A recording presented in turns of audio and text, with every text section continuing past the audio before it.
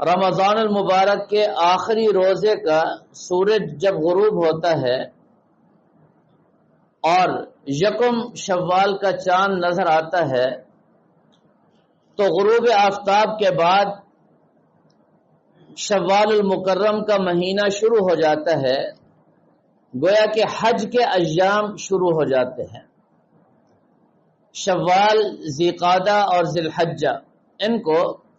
اشہر حج کہا جاتا ہے۔ چنانچہ شوال کا چاند نظر آتے ہی حج کا احرام باندھنا جائز ہو جاتا ہے، اور ان مہینوں میں جو شخص بھی عمرہ کر لے اور بعد میں اسی سال حج بھی ادا کر لے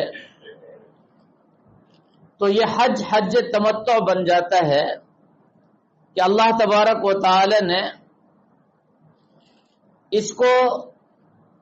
اشہر حج میں، حج کے مہینوں میں دو عبادتیں کرنے کی توفیق عطا فرما دی کہ اس نے عمرہ بھی ادا کر لیا اور حج بھی ادا کر لیا، اور اس حج کو حج تمتع کہا جاتا ہے۔ تمتع کا معنی فائدہ اٹھانا، نفع اٹھانا، گویا کہ ایک سفر میں اس نے فائدہ اٹھاتے ہوئے عمرہ بھی کر لیا اور حج بھی اس نے ادا کر لیا۔ حج اور عمرہ دونوں جب ادا ہو گئے تو یہ حج تمتع بن گیا۔ چنانچہ اس کے شکرانے پر ایک بکری یا ایک جانور ذبح کرنا حاجی پر فرض ہو جاتا ہے، اور اس کو دم تمتع کہا جاتا ہے کہ اللہ تعالی نے اس کو حج اور عمرے کی جو سعادت عطا فرمائی اس کے شکرانے کے طور پر یہ ایک جانور ذبح کرے۔ یہ ابراہیمی قربانی کے علاوہ ایک جانور ذبح کرنا پڑتا ہے۔ یہ تو اشہر کی تعریف ہو گئی۔ اب حج کسے کہتے ہیں؟ حج کا لفظی معنی ہے ارادہ کرنا، کسی بھی سفر کا ارادہ، اس کو حج کہتے ہیں۔ لیکن اب یہ لفظ خاص ہو گیا سفر حج کے ساتھ۔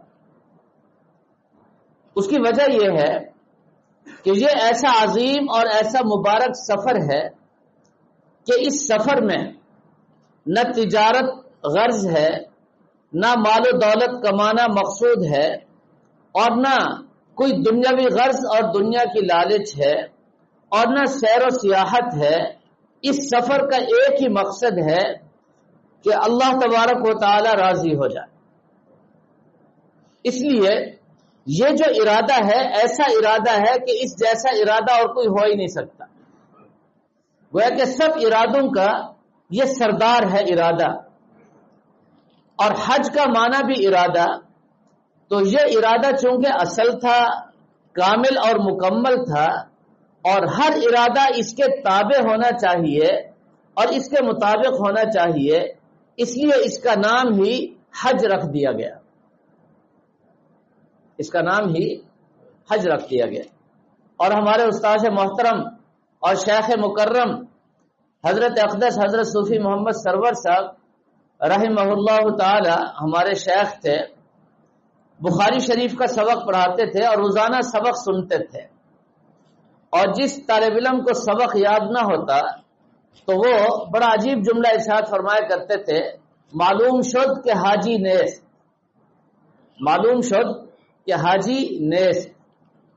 معلوم ہوتا ہے کہ حاجی نہیں ہے، یعنی سبق یاد کرنے کا ارادہ ہی نہیں کیا۔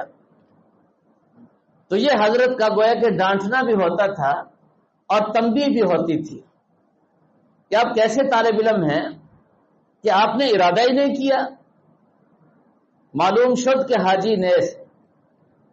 اور ہمارے ہاں تو سارے حاجی ہیں نا جی، پتہ نہیں حاجی ہیں کہ نہیں،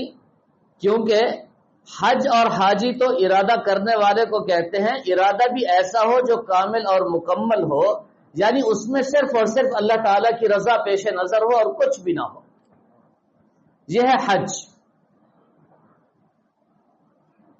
اب اس کے بعد تھوڑی سی توجہ رکھیں گے، حج تکمیل دین کا ذریعہ ہے، حج تکمیل دین کا ذریعہ ہے۔ جتنے بھی فرائض ہیں،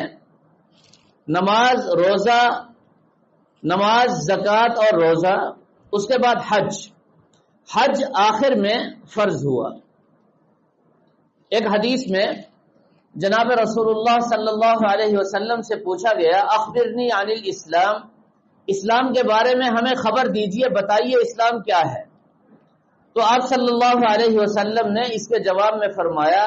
ان تشہد ان لا الہ الا اللہ وان محمدا رسول اللہ وتقیم الصلاۃ وتؤتی الزکاۃ وتصوم رمضان وتحج البیت ان استطاع الیہ سبیلا۔ فرمایا کہ اسلام یہ ہے کہ تو گواہی دے کہ اللہ کے سوا کوئی معبود نہیں، اور جناب محمد الرسول اللہ صلی اللہ علیہ وسلم اللہ کے برگزیدہ پیغمبر اور اس کے بندے ہیں،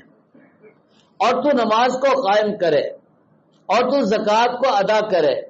اور تو رمضان المبارک کے روزے رکھے، اور حج بیت اللہ کرے اگر ان استطاع الیہ سبیلا، راستے کی استطاعت ہو، یعنی زیادہ راہ ہو، آنے جانے کا خرچ بھی ہو، اور پیچھے جن کے اخراجات واجب ہیں، بیوی ہے، بچے ہیں، واپس آنے تک کے اخراجات بھی ان کو دے کر کے جائے، اتنا اگر اس کے پاس استطاعت ہے تو اس پر حج فرض ہے۔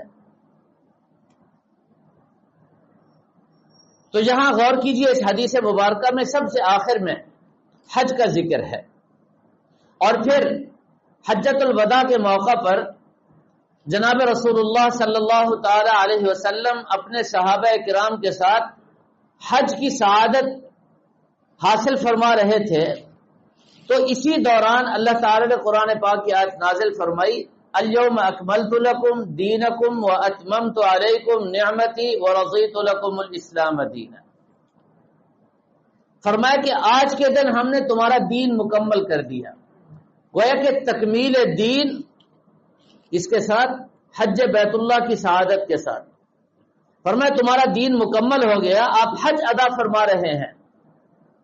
وَأَتْمَمْتُ عَلَيْكُمْ نِعْمَتِي، اور یہ جو نعمت دین ہے سب سے بڑی نعمت ہے،